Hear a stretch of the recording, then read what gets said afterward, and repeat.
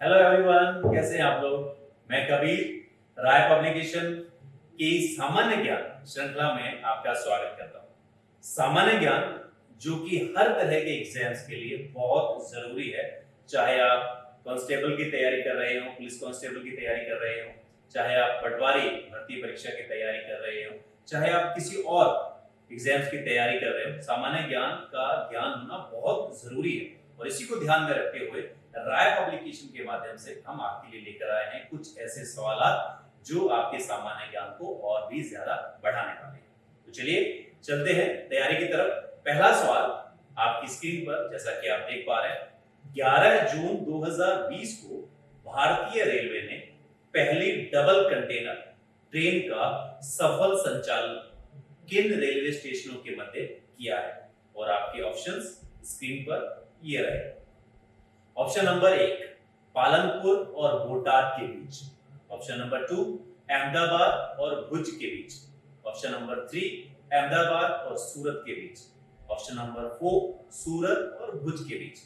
और इसका सही उत्तर है ऑप्शन नंबर 1 पालनपुर और बोटाद के मध्य। इस आंसर की, इस उत्तर की थोड़ी सी और व्याख्या के रूप में मैं आपके ज्ञान को बढ़ाना चाहूंगा, जिससे कि आपकी तैयारी और भी अच्छे से हो पाए।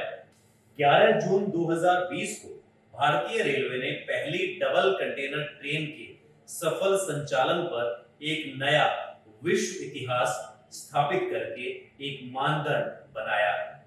गुजरात के पालनपुर और बोटाद स्टेशनों से पश्चिम रेलवे पर विद्युतीकृत OHE के उच्च वृद्धि वाले पेंटोग्राफ में इसकी ऊंचाई 7.57 यानी 7.57 मीटर है।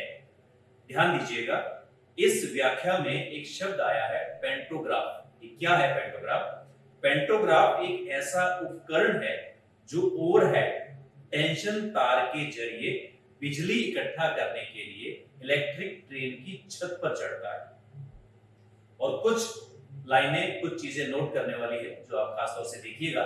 पश्चिम रेलवे के राजकोट मंडल में 2018 में डबल स्टैक बोना कंटेनर सेवा शुरू की गई थी। कुछ भारतीय रेल के बारे में मैं आपको बताना चाहूंगा। केंद्रीय रेल मंत्री पीयूष गोयल, राज्य मंत्री सुरेश चन्नबसप्पा अंगदी, ये कुछ जानकारियां जो कि मैंने आपको इस प्रश्न की व्याख्या में बताई, खासतौर से ध्यान रखिएगा। क्वेश्चन नंबर 2, हाल ही में चर्चित आसियान यानी association of south east Asian Nations सम्मेलन के अध्यक्ष कौन है? ऑप्शन नंबर 1 फुक गुआन जेनप, ऑप्शन नंबर 2 गुएन जुआन फुक, ऑप्शन नंबर 3 HE दातो और ऑप्शन नंबर 4 जो होई। इसका सही उत्तर है ऑप्शन नंबर 2 गुएन जुआन फुक। एशियान 2020 अध्यक्षता वियतनाम, सचिवालय जकार्ता इंडोनेशिया, महासचिव HE दातो लिम जोक होई, ये एक ही नाम है, ध्यान रखिएगा। और इसकी सदस्यता के 10 राज्य Brunei Darussalam, Cambodia, Indonesia, Laos, Malaysia, Myanmar, Philippines, Singapore, Thailand और वियतनाम। और प्रेक्षक Papua New Guinea.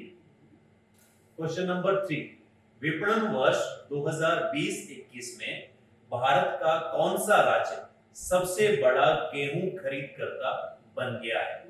Option number 1 Madhya Pradesh, option number 2 Punjab, option number 3 Uttar Pradesh और ऑप्शन नंबर 4 बिहार। और इसका सही उत्तर है मध्य प्रदेश, ऑप्शन नंबर 1। यहां पर खास तौर से आप ध्यान रखिएगा, जो राज्य शीर्ष पर है, जिसने सबसे ज्यादा गेहूं खरीद की है, और उसके बाद में जो राज्य है उनके बीच में मिलियंस टन जो गेहूं खरीदे गए हैं, उसमें मामूली सा फर्क है। देखिएगा, मैं आपको व्याख्या के रूप में यहां पे बताना चाहूंगा। मध्य प्रदेश पंजाब को पीछे छोड़ते हुए शीर्ष गेहूं खरीदार बन गया है। विपणन वर्ष 2020-21 में पंजाब ने 12.76 यानी कि 12.76 और मध्य प्रदेश ने 12.77 मिलियन टन गेहूं खरीदा है। अब आप देखिए पंजाब और मध्य प्रदेश ने जो मिलियन टन गेहूं खरीदा है उसमें कितना फासला है। एक बार फिर से मैं रिपीट कर देता हूं, पंजाब ने खरीदा है 12.76 और मध्य प्रदेश ने 12.77 मिलियन टन। क्वेश्चन नंबर 4, जून 2020 में स्वचालित मुखौटा निपटान मशीन यानी BIN-19 और अल्ट्रावायलेट यानी यूवी सपोर्ट का शुभारंभ किस राज्य ने किया है? Option number 1 Tamil Nadu, option number 2 Kerala, option number 3 Rajasthan, option number 4 Himachal Pradesh. और इसका सही उत्तर है ऑप्शन नंबर 2 केरल। जून 2020 को केरल स्टार्टअप VST गतिशीलता समाधान ने IoT यानी इंटरनेट ऑफ थिंग्स आधारित यानी बिना किसी मानवीय स्पर्श के काम करने वाली सुविधा स्वचालित मुखौटा निपटान मशीन BIN-19 और अल्ट्रावायलेट यूवी स्पोर्ट को शुभारंभ किया है। और ये श्री चित्रा तिरुनल चिकित्सा विज्ञान और प्रौद्योगिकी संस्थान यानी कि SCTI MST के साथ मिलकर एक यूवी प्रकाश आधारित बहुउद्देशीय कीटाणुनाशक है। BIN-19 को चित्रा यूवी आधारित चेहरा मुखौटा निपटान बिन तकनीक का उपयोग करके विकसित किया गया है और ये पहली बार है जब केरल में ऐसी सुविधाएं उपलब्ध है। BIN-19 का उपयोग चेहरे मुखौटा को एकत्रित और कीटाणु रहित करने के लिए किया जाता है। VST गतिशीलता समाधान के बारे में इसका मुख्यालय कोचीन एर्नाकुलम केरला में है। मुख्य कार्यकारी अधिकारी यानी CEO संस्थापक और प्रबंध निदेशक यानी MD Alvin George. SCTI MST के बारे में इसका मुख्यालय तिरुवनंतपुरम त्रिवेंद्रम केरला। अध्यक्ष विजय कुमार सारस्वत और निदेशक Asha Kishore. Question number 5, lockdown liaisons कहानी संग्रह के लेखक का नाम बताइए। Option number 1 Shobhaa De, option number 2 Chetan Bhagat, option number C Javed Akhtar और ऑप्शन नंबर D इनमें से कोई नहीं। और इसका सही उत्तर है लॉकडाउन लिएसॉन्स कहानी संग्रह के लेखक Shobhaa De, option number 1। Simon and Schuster India द्वारा प्रकाशित शोभा डे द्वारा लिखित लॉकडाउन लिएसॉन्स लेखक और स्तंभकार शोभा डे की कहानियों का नया संग्रह है। ये साइमन एंड शुस्टर इंडिया द्वारा प्रकाशित और 30 मई 2020 को जारी मानव जीवन पर कोविड-19 के प्रभावों को दर्शाती एक पुस्तक है। कोविड-19 जिससे कि हम सभी लोग प्रभावित हैं, हम क्या पूरी दुनिया प्रभावित है। उन्होंने 30 मई 2020 को लॉकडाउन लिएसॉन्स के तहत छोड़ना और अन्य कहानियां शीर्षक से पहले की पुस्तक जारी की है। शोभा डे का जन्म 7 जनवरी 1948 को महाराष्ट्र में हुआ था। वो भारत के लोकप्रिय लेखकों में से एक है। सोशलाइट इवनिंग उनका पहला उपन्यास है। क्वेश्चन नंबर 6, किस राज्य या केंद्र शासित प्रदेश ने पहली बार क्षेत्र में पोल्ट्री उत्पादन को बढ़ावा देने के लिए पोल्ट्री नीति 2020 तैयार की है? ऑप्शन नंबर 1 जम्मू और Kashmir, option number 2 Delhi, option number 3 दमन एवं द्वीप, ऑप्शन नंबर 4 यानी ऑप्शन नंबर 4 इनमें से कोई नहीं। पोल्ट्री उत्पादन ये संबंधित है मुर्गियों से, यानी जिसे आप अपनी भाषा में कहना चाहें तो मुर्गी पालन, पोल्ट्री नीति, पोल्ट्री उत्पादन। और इसका सही उत्तर है जम्मू और कश्मीर। जम्मू कश्मीर यानी जे&के, ये केंद्र शासित प्रदेश यानी यूटी ने एक जे&के पॉलिटी नीति तैयार की है। 2020 क्षेत्र में कुक्कुट उत्पादन को बढ़ावा देने के लिए पहली बार परिचालन संबंधी निर्देश दिए हैं।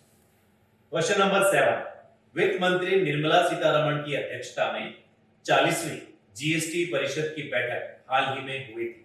संविधान के किस अनुच्छेद के तहत जीएसटी परिषद का गठन किया गया था? आपके ऑप्शन है ये अनुच्छेद 279A, अनुच्छेद 280A, अनुच्छेद 285A, अनुच्छेद 290A। और इसका सही उत्तर है ऑप्शन ए, अनुच्छेद 279A। वित्त मंत्री निर्मला सीतारमण ने आभासी 40वीं जीएसटी परिषद की बैठक की अध्यक्षता की। इस बैठक का मुख्य परिणाम देर से शुल्क और व्यवसायों के अनुपालन बोझ के कारण देर से भुगतान पर ब्याज पर राहत थी। भारत में कोविड-19 ब्रेकआउट के बाद ये पहली बैठक थी। जीएसटी काउंसिल भारत में माल और सेवा कर के संदर्भ के आधार पर किसी भी कानून या विनियमन को संशोधित करने या प्राप्त करने के लिए एक सर्वोच्च सदस्य समिति है। परिषद की अध्यक्षता केंद्रीय वित्त मंत्री निर्मला सीतारमण ने की है, जिसमें भारत के सभी राज्यों के वित्त मंत्री शामिल हैं। इसका गठन 15 सितंबर 2016 को संविधान के अनुच्छेद 279A के तहत किया गया था। बढ़ते हैं आगे। क्वेश्चन नंबर 8, भारत 12 अन्य देशों के साथ संयुक्त राष्ट्र द्वारा कोविड-19 के बारे में गलत सूचनाओं से लड़ने के लिए शुरू की गई सत्यापित पहल का नेतृत्व करता है। सत्यापित का विषय क्या है? Option number 1 commit space solution, option number 2 science solidarity and solution, option number 3 verify announce and follow, option number 4 इनमें से कोई नहीं। तो इसका सही उत्तर है option number 2 science solidarity and solution.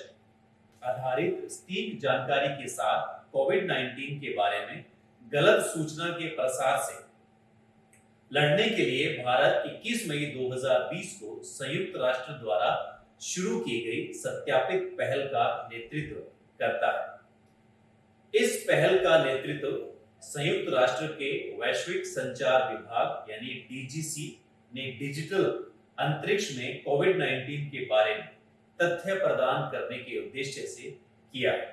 ये 3 विषयों पर जानकारी प्रदान करेगा: विज्ञान, एकजुटता, समाधान प्रभावित आबादी।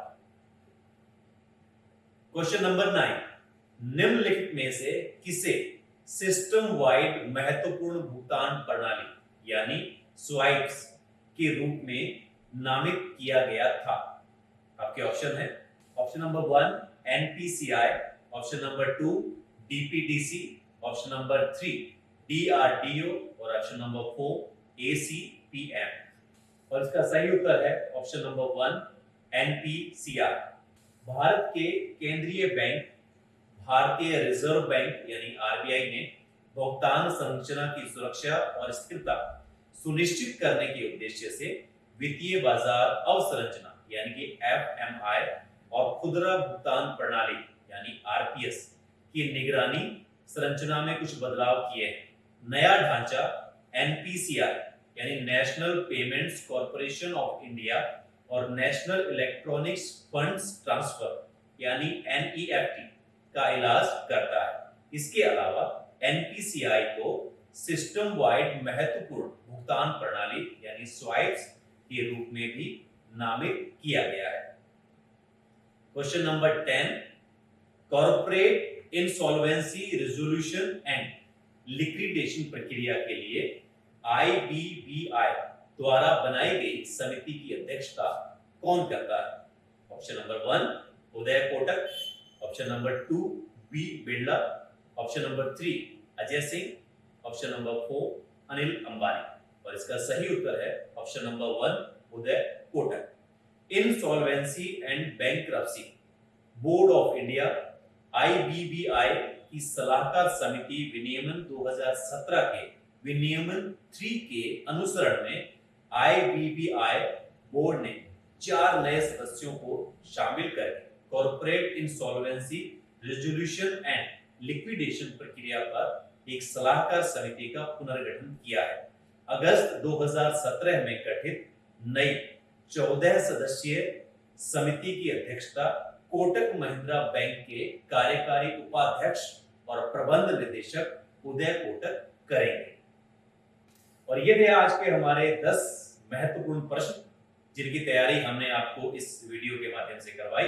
इन सारे सवालों को, इन 10 सवालों को आप खास तौर से तैयार कर सकते हैं हमारे राय पब्लिकेशन ऐप के PDF को डाउनलोड कर, और साथ ही इसका निःशुल्क आप टेस्ट भी दे सकते हैं। तो करिए तैयारी सामान्य ज्ञान के साथ अपने एग्जाम्स की। मिलते हैं अगली वीडियो में, तब तक के लिए टेक केयर, थैंक यू।